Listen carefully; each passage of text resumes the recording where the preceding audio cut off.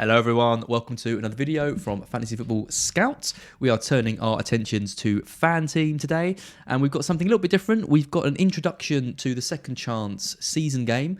We're going to explain some of the mechanics behind FanTeam, why it's different to the Premier League, and it's a bit of a beginner's guide to what's going on. So if you're familiar with FanTeam, you know all about the Second Chance season game, this might not be the video for you, but if you're looking at getting into FanTeam, this is the perfect place to start. I'm joined by Josh, and if you don't know who Josh is, he won FanTeam last season, so he's a pretty good guy to have on talking us through the basics. How are you, Josh? I'm great, thanks, Ash. How about you? I'm not too bad, thank you. Yeah, for anyone who's familiar with these streams, we won't be touching on the Monster game this week. It's not even out yet at the time of recording, so we can't do that. And there's no point in talking about our season-long regular teams because there's a game week in progress. So that's why we're doing this video right now. But yeah, like you said before we came on, this video, Josh, will stand the test of time because it means we can come back to it and refer to it kind of right up until the Second Chance game starts. You looking forward to the Second Chance game? I am. Yeah, absolutely. It's like does what it says on the tin. Really, it gives everyone sort of another opportunity if their season-long teams aren't going so good. And just to say as well that the rules in this one are slightly different to the season-long game. So if there's people who perhaps haven't looked at the Second Chance game yet, but you are familiar with the normal one, you might still want to listen just to hear a few different rules, like slight nuances to the rules for this one, I think. Nuances? That's a big word for you, Josh. Very nice. I was thrilled with that one. I was absolutely right. So just got the graphic on the screen here. So just to run down exactly what this is. Essentially, it's the second half of the season game. FanTeam run a season-long game, which is similar to FPL, which starts at the beginning of the season. This game is starting on the 14th of January, which is Gameweek 22. Best thing about it is it's free entry. So obviously with FanTeam, it is gambling. If you're going to be playing any of the games on the site, or if you're going to be entering more teams into this, obviously gamble aware, gamble responsibly, know your limits, all that stuff. But this game is free. You can have one free entry into this game. It's £100,000 prize pool. It's £20,000 the first place prize, and then there's other sort of prize points that go down, which we'll touch out kind of as the video goes on. Essentially, it's just a great way of getting into FanTeam if you haven't tried it before. And Josh, you love FanTeam, don't you? Yeah, exactly, mate. I think obviously I'm a bit biased because I had last year's bit of luck, a bit of success, obviously. But I mean, any site where you can turn €20 into 200,000 euros, I mean, I think that's a great opportunity for people like me who aren't the richest or don't have the most money to invest a little and make a lot if you get really, really lucky. So yeah, I think obviously I can't speak highly enough about it, really. Yep, absolutely. So there's a great blog that FanTeam have done, which really goes through these rules in detail. I'll post the link to that in the description. We're just going to go through these basically and just cover these off and have a chat about kind of what this means when we're building our team. So this was posted on the 19th of November when the game opened. And as mentioned, the big thing here is that it's a £20,000 first place prize, which is a massive first place prize for essentially a free entry game. Yeah, and obviously there's some similar sites in the UK that do slightly similar things. I think for example, Sky and Sun Dream Team do a free to enter game that's got a big first prize. But crucially on this one, it pays down quite a lot of people. So on this FanTeam one, I think you get paid if you're in the sort of, is it top 1,000 or something like that? I mean, the other ones only pay the top 5, for example. So whatever it is, this one is paying way, way more people. So yeah, I'll show the details of that. So if you're interested in playing, you just head over to the FanTeam website, fanteam.com. You'll find the main screen here like this, and you can see it's this £100,000 Second Chance season game, 20k to first. And I've already entered, obviously, so it says I can enter more teams, and you can enter multiple teams into this. But when you come onto this site, you'll see that it says free, and you can just enter your team in for free. So essentially, if you click details here, you get some more information about it. You can see how many entrants there are. So at the moment of recording, there's 3,839. There's obviously going to be a lot more before the game starts. Josh talks about prizes. So this is the prize breakdown. So it's £20,000 for finishing first.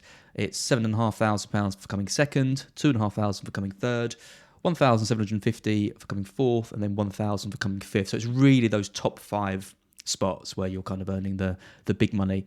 But then even going down there, so 6 to 15, you get 500 quid, 16 to 20, 300, 21 to 30, 225, 31 to 35, 150, 36 to 50, 100, and then so on and so forth. So there's payouts right the way down to finishing in the top 4,000, where you get a fiver back off the back of nothing as well. That's what I mean. That's the key thing to mention here. Like, if your account's verified, that's the only stipulation. So because obviously you need to be verified to claim a prize, right? Like the same as any site in the world, I think.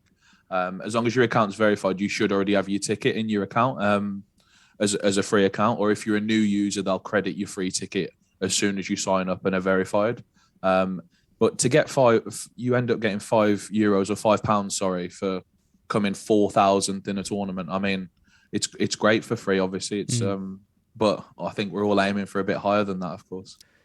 Yeah, so looking at the season-long game, you've got 37,852 entrants into that, but there was no free entry into this. So I'd estimate there's going to be around that number again, which is on par with what you said. But you've got to think, for the committed, non-casual manager who's going to be investing quite a lot into this, a top 4,000 place has got to be achievable, right? Top 10%? Yeah, exactly. Like it's like any game in fantasy, typically, especially season-long ones. The more time you put into it, the more rewards you'll hopefully get if you have that bit of luck on your side as well. So, I think this is definitely a really good game for both committed managers and new managers who just want to like experiment and give it a go. I think it just works for all parties, really. Yep, absolutely. So let's take a look at the rules. So a lot of these are going to be familiar to people who play official FPL or who play FanTeam generally. As Josh mentioned at the start, there's a few sort of subtle tweaks. So you have a starting budget of 80 million to build your initial squad. Now, 80 million is very different to 100 million that you might be used to, and there's a reason for this that we'll touch on in a bit. You build a squad of 11 players, 1 goalkeeper, 3 defenders, 2 mids, and 1 forward. That's the minimum. That's exactly the same as what everyone's familiar with. You can select a maximum of 3 players from Premier League team. Same. Set a captain and vice captain. Your captain scores double points, and your vice scores double if your captain doesn't play. Safety net. This is the big one. So safety net is active. If a player does not start, he will be replaced by the next price descending starting player from the same club and position. Now, this is the major thing, and this is essentially the reason why you have a budget of 80 million and not 100 million. Josh, you want to just explain a bit about the safety net and why it's such an important feature to this game? Absolutely. So the safety net, effectively, for those of you familiar with the normal game or even familiar with FPL, the safety net is replacing your bench, basically. So normally you'd have 4 players who will come on or be on standby for your players if they don't start if they don't play at all, rather, for whatever reason. However, with this one, you're almost guaranteed 11 starters if you pick your team appropriately. So if you pick like the second most expensive Man City defender as one example, you'd end up, if he doesn't play for whatever reason, doesn't start rather for whatever reason, you'll end up with the 3rd most expensive City defender or the 4th most expensive City defender. So it sort of covers you to, if you want a piece of the Chelsea or Man City defence who, as we know, are prone to rotation, you can just pick someone who's quite highly priced within that defence, and you will virtually guarantee yourself a player from that defence every single week from week 22 to the end of the season, basically. And it works the same with attackers for City as well, of course, as we know. Pep's rotation's quite a popular thing.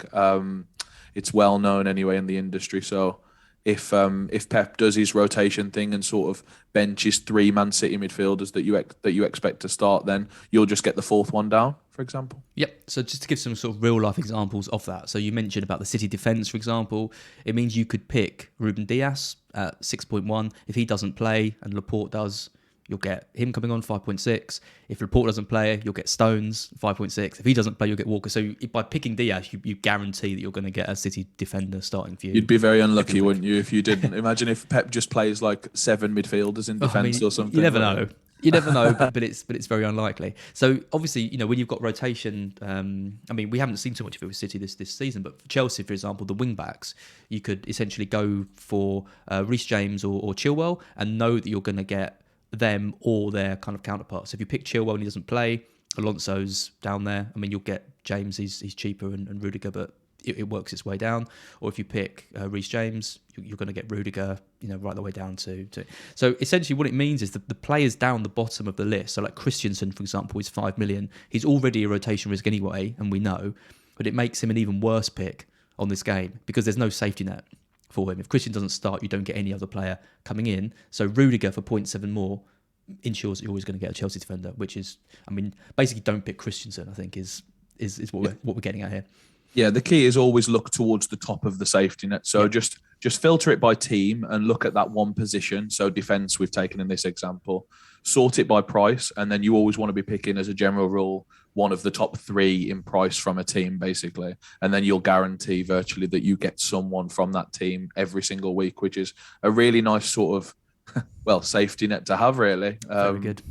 when it comes to like setting your team, because you've only got 11, which will worry some people, because some people like having their bench, I think, and like having that structure and setting their bench and stuff. But safety net just makes this game a lot easier, in my opinion, to sort of manage. And it always goes by price, doesn't it? So even as the weeks progress and you see, you might have cheaper players, because this list won't always be sorted kind of by, as the points change. But if you filter it by price, that's your safety net throughout. Yeah, exactly. It's always price order. Yeah, the only thing to add to that, I suppose, is if 2 players are an identical price, they do it so the one with the higher form would be the one who comes into your team. So that's just worth noting if there's 4 Burnley defenders who are all 4.5 million or something as an example. So yeah. And just to give another example of this, for example, coming into the attack, if you look at Man City's attack, it means someone like Sterling, for example, it actually becomes an option, because you'd never pick them in your kind of official FPL team, or you wouldn't at the time of recording. Maybe by the time this game comes out, he's going to be back nailed into starting 11. But if you pick Sterling and he doesn't start, then you get Mahrez. If he doesn't start, then you get Foden. So you can pick players who, like Mahrez, for example, might actually be a really good pick on this, because you're only going to get him if he starts, and when he starts, he does well. So it makes players an option which might not otherwise have been. Exactly. I think the Man City midfield is probably the best use case for this safety net. I mean, I think I will almost certainly have someone maybe in my team, maybe not on a draft I've done up to this point, but I think thinking about it, you want a piece of that attack. If you knew they were nailed, you would have one in your FPL team, right? If you knew they were playing every single week. So it's just a case of just making sure you do your research with the safety net and just making sure you pick one towards the top, basically, so you'll get someone. I think Mahrez is a really good example. Yep, absolutely. And just one thing to add to the safety net is if you captain a player that then does not start, so they get their safety net on for them, you would not get their safety net as the captain. So if you picked Salah and him and Mane are at the African Cup of Nations, and then Jota was subbed on for him as your safety net, you would not get Jota as captain. If you captain Salah, you would still get your vice captain as captain. So it's very important to have a safe vice captain still, especially if you're a bit unsure if your captain's going to start. So I think that's something that's really important to note down. That's really good advice. Something I wasn't aware of as well. So yeah, so we talk about my Sterling example. Sterling captain is okay as long as your vice captain is on someone who you know is going to start. Yeah, exactly. It gives you that added assurance that you know you'll get someone on for Sterling, which is the good news, but you will not get that player as captain. You still need a really safe vice, such as Kane or Salah, if you know they're going to start. Yep. So that's Safety Net. Any other questions about this, you can always DM Josh or I. We're happy to talk you through it. But that, I think the safety net probably is the biggest thing to bear in mind when you're playing this game, because the safety net isn't in play for the regular season-long game. For example, you have a bench on that. This is a longer-term game with the safety net in play. I think it's the longest-term one we've seen, because it's in the Champions League, but that's like the group stages. As this is going to go on for 16 weeks. I don't think I've seen one with a safety net for this longer period. No, it's normally for the short formats, typically, such as the weekly monsters, and as you mentioned, the Champions League group stage game also uses this safety net feature. So if people have been on the website before and sort of played some of the different games, they might well be familiar with what the safety net is. But it's different for a season long. We've never seen it in this sort of format before. Yep.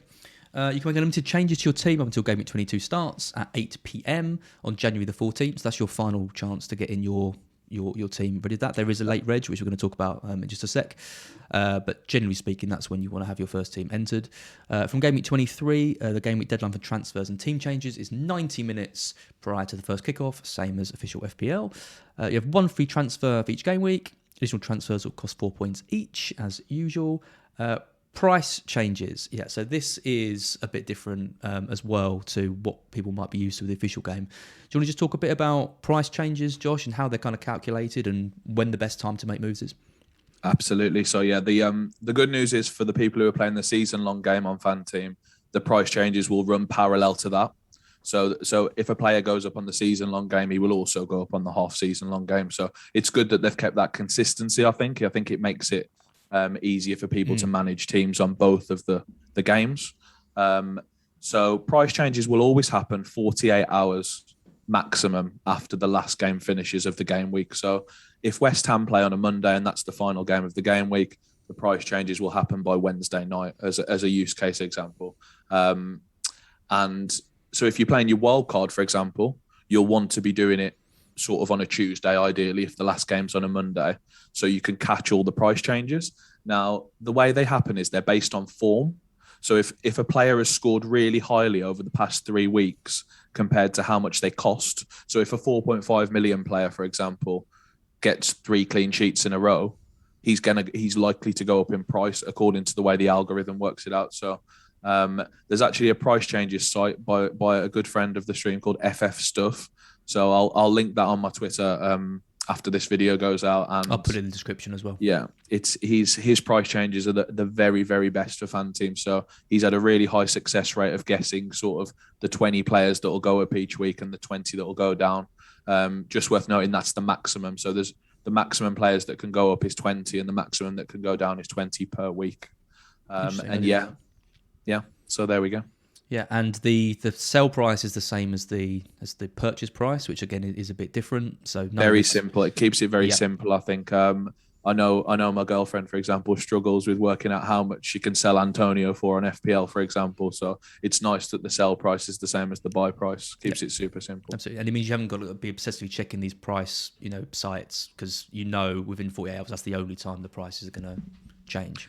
Exactly. And for a game like this where the safety net is enabled, I think it does allow you to just switch off for sort of from Wednesday to Friday. Almost you can just sort of focus on other things, such as, like you said, the FPL price changes or something. You can leave your team after a Wednesday or Tuesday and come back to it on a Friday. Because in the season-long game, it is quite stressful, because you want to make those early transfers to catch these price rises, but then of course all the risks come with doing that, especially in there's Champions League games, all that kind of stuff. But with this, you can make those early transfers and know that you've got the safety net in place. So this game, I think, definitely suits I wouldn't say the more casual manager, but just the person who's got less time maybe to think about these things. And I think it's just a perfect game to run parallel to FPL, because some of that thought process is taken out a little bit.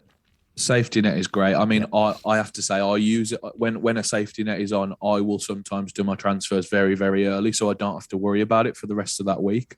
Because in theory, like you say, it can't go wrong. It's like if you brought in James at the start of the week on FPL, you would be very worried that he might play midweek in the Champions League, and then he's not going to play at the weekend, or he might get injured in that period from Tuesday to Friday.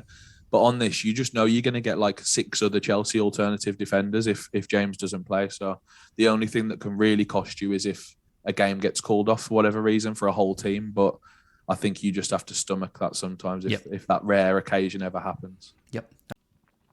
So no profit can be made on player price changes until the 100k contest starts in game week 22. For example, you cannot change your team each week and profit from price rises before game week 22. So this is a little bit complicated, and this is where actually making your team now and getting in players that you want to have for game week 22 is the sensible play. Do you want to just explain a bit more about this, Josh? Absolutely, yeah. So FanTeam have blocked, which is a really good thing in my opinion. They've blocked people from buying and selling their whole team each week from between now and game week 22, because in theory you could make sort of 1.5 to 2 million a week if you did that, and then people who've registered in game week 13 or 14 would effectively have like 20 million extra budget to people who've registered in game week 22, which would be really, really unfair. However, if you are engaged, you can make some profit on players still. So anyone who you intend to keep post week 22, you should try and put in your team now if you can, because if they do go up in price, you'll make that profit on those players. So if João Cancelo, for example, who's currently 6.6 or 6.7 million, if he rises to 7 and you keep him past the game week 22 deadline, i.e. when you need to lock in your team, then you'll then be able to sell him for 7 million in week 23 or 24 or 25, whenever the sort of opportunity comes up. And that applies to all players. So if you put in Mo Salah and Cancelo and James and they all go up 0.3 now, you'll effectively, come week 23, have 0.9 more budget than people who join bang on the week 22 deadline. So it is worth keeping an eye on the price rises between now and then. And it's also worth entering now, I would say, if you are one of these more engaged managers who's willing to check the price changes once a week. So the advantage, for example, of going now, putting your team in now and going for João Cancelo, for example, at 6.6, is that if you come to this in a couple of weeks and João Cancelo is 6.8, you'll be paying that price, whereas I'll have paid 6.6 for him anyway. So get your teams in now and get in the players who are in good form and look like they're going to rise, and make sure you keep those players in your team going into the deadline. Yeah, and especially focus on people you actually want to keep, obviously, as well. That's the key to it, I think. Yep. So yeah, it's just important to know that there is an advantage here in going early and getting your team in early rather than leaving it to like the day before or a couple of days before, because as Josh says, you could benefit to the point of 0.5, a million over people who leave it later if you get it right. And obviously that works the other way as well. So if someone's likely to drop who you want to keep, obviously get rid of them. Like you don't want those in your team, because you might be able to get them for 0.1 or 0.2 cheaper if they actually drop. So just keep an eye on the drops as well. Yep, absolutely. Next one is also quite a big one. You can carry over your free transfer each week. And here's the key bit. You can have an unlimited number of safe transfers. It's my favourite rule, as I love banking a transfer. So this is good for the really tight players like me who like to just sort of keep the same team for quite a while. It's worth noting you get a wild card as well. So you might be able to time it quite well, where you play a wild card and then you bank 4 transfers in a row or something, depending on when you play your wild card. So that's worth noting as well. But I think if you play this right, you can actually have effectively 2 wild cards between now and the end, because you might be able to save up 5 transfers at some point, and then you might be able to play a wild card like a couple of weeks after that. So, and with the safety net feature as well, you've got to think that banking your transfers is easier. As long as you've picked players high up the list, you know you're going to get a player coming on, we should be able to save our transfers, because an injury doesn't affect you. You don't have to take that player out if you've played it right. In the Champions League game, I actually found it hard to find a way to use my transfers in some cases because of the safety net, exactly as you said. Like, I had Haaland, but I knew Marlon was going to come on, or I knew Royce was going to come on. So, yeah, you can definitely bank transfers even when you get injuries on this game, which is really, really beneficial if you do that crucial like setup initially where you're picking people at the top of the safety net. You shouldn't have to make transfers really, in theory, and until a new player comes into form from a completely different team or something. Yep, absolutely. Late registration, available for 1 week only. Late reg deadline is 90 minutes before game week 23. Late registration teams start on 95% of the average score from game week 2. Now, I'm not a huge fan of late reg teams anyway, because 95% is obviously a big total to have of the average players, and if your team is lower than the average score, you're already at a massive disadvantage to those with the late reg. The reason I didn't like it in the season long game though was because we don't really get a sense of who's going to start, who's going to be in form, all that kind of stuff. So you actually get a big advantage, I felt, doing the late reg stuff. There's probably less of an advantage here because we already kind of know who's going to be in form and all that kind of stuff. And also you get the benefit, like we've mentioned, of those potential price rises and changes leading into it. So I think the late registration in this is slightly less powerful than we've seen before. Yeah, I can see one potential advantage to it, and that's obviously that the Africa Cup of Nations is happening exactly at that time, you see. So it might well be that by week 23, actually, we know a lot of the teams that are out and through in the African Cup of Nations. So it might be that on a 22 team, you wouldn't pick Salah, for example. I mean, it sounds wild to say at this point when he's in everyone's team, but he might actually not be playing for Liverpool come week 22. But in week 23 or 24, he might be. So I can see that as like maybe an advantage of reverting back to some of the AFCON players who are out of the tournament. But I think that's the only thing. It's much better at the start of the season, I think. Yep. And the final rule here is about the wildcard, which you've already touched on. One wildcard which can be used any time after game week 2. No other chips, no triple captains or bench boosts or anything like that. So it's just your wildcard to arm yourself with. So yeah, that's the rules. There are quite a few differences between that and the original game. I have to say, Josh, I thought this was going to be a basic introduction to this game. I've learned a lot from talking to you about some of these rules and going through them. As I say, at least it's useful to someone every week anyway. That's what we know when you're learning something. So I'm happy with that. And let's just touch on the scoring just before we finish as well. So a lot of these are similar, but there's a few tweaks. So playing time up to 60 minutes +1, over 60 minutes +1. Midfielder or forward plays the full match +1. Your favourite rule? Yeah, pick Ivan Toney, James Ward-Prowse, Thomas Souček, etc. They always get 90 minutes, so yep. It does add up over the season in a season-long game. In all seriousness, and even a half-season-long game, exactly the same. And this is why, if you listen to these videos, you'll be familiar with Josh talking up James Ward-Prowse in almost every video that we do, just because he gets those +1s every week. Yeah, Tony's my new one, actually. He's been getting 90 every single game, and he's on penalties, and he's like 6.1 million. So I'm really warming to Ivan Toney this season, I have to say. Everything else down the list is pretty similar. So goals scored +8 for a goalkeeper, +6 for a defender, +5 for a midfielder, +4 for a forward.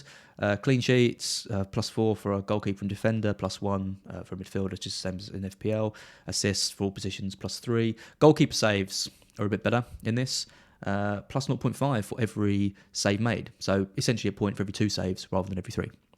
Yeah, and you don't have to wait for multiples of 3 either. So, like, for example, if Sanchez made 5 saves on this game, he would get 2.5 points, whereas on FPL, he'd only get 1. So that's like the most extreme example where for the same number of saves on FanTeam, he'd get 1.5 points extra. Yep.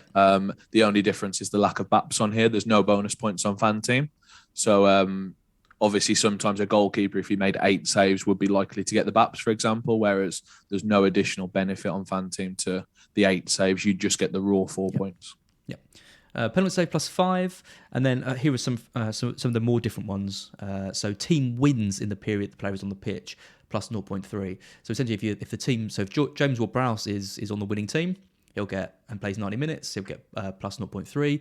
If James Ward-Prowse gets subbed after 75 minutes and Southampton are 1-0 up, and then Southampton are going to lose the match, he still gets his +0.3. Exactly, yeah. Just the time the player's on the pitch. So it used to be more severe on last season's game. It was +1 for every player, which was quite harsh on some of the players who played for the worst teams. So I think +0.3 is a very sensible middle ground, I think. Yep, and the flip side of that is team loses in the period the players on the pitch, they lose -0.3. Yeah, but obviously, as I said, this less harsh 0.3 versus 1 point, it does bring a lot of the players who play for slightly worse teams into play. So someone like Pukki's still a decent pick on this game, for example, because we know he's going to play every game. Yep. Shots on goal, so forward or midfielder will get +0.4 for every shot they have on goal, +0.6 for every defender. So looking at you, Reece James and Alonso and, well, Cancelo and Trent and all these really attacking defenders, +0.6 for every shot on goal is massive. So attacking defenders are really boosted by that rule. Yeah, I noticed even we've just come off game week 14, I believe, just in case this is like out of context later on. But Cancelo, Trent and Alonso all obviously blanked, but I think they all each got a shot on target or 2 shots on target last night. So even in a blank, they got slightly more points than they did on FPL, for example. Yep. And a goalkeeper gets 1 extra point, but I think only Alisson can claim that so far. Pretty rare last season.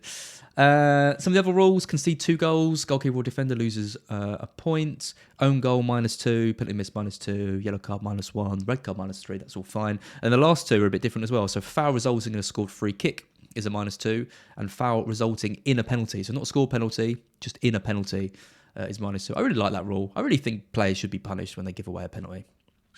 Yeah, I think it's a good rule, first and foremost. I think I've been on the wrong side of this one a bit more than I should have. So, yeah, I think Semedo always gives away penalties for fun and free kicks for fun. So, like, he was probably a less good pick than I initially thought he was at the start of the season, because I think he sort of had -6 points from giving away free kicks and penalties that led to goals. So it does add up.